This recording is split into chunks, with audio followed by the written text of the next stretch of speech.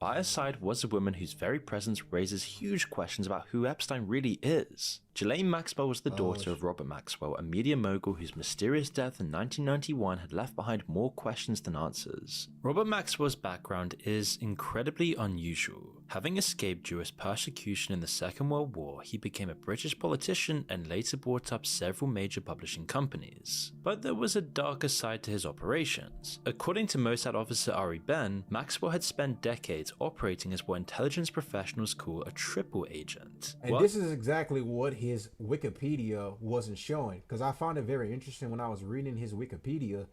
This part was left out of his early life. Well, not his early life check, it was left out of the beginning stage of his Wikipedia. There's no mention of his Mossad ties at all. And I find it very interesting, but I know the people who run the Wikipedia.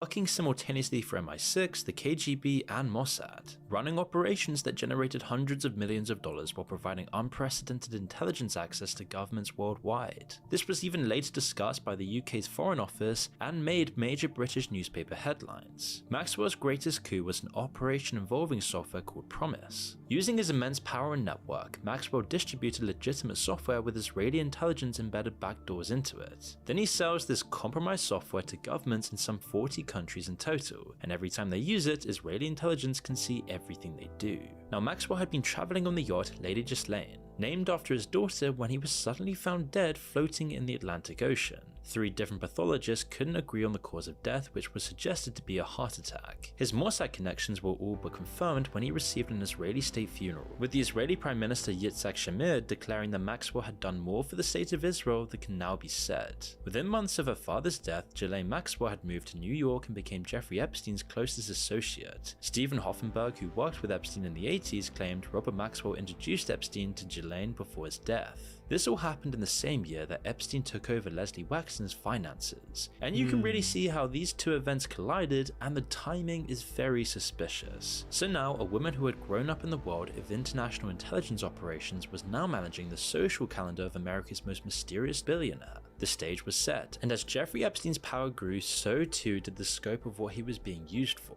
Now let's confront the topic that's been on everyone's minds. What exactly was he doing at those elaborate parties for the super rich?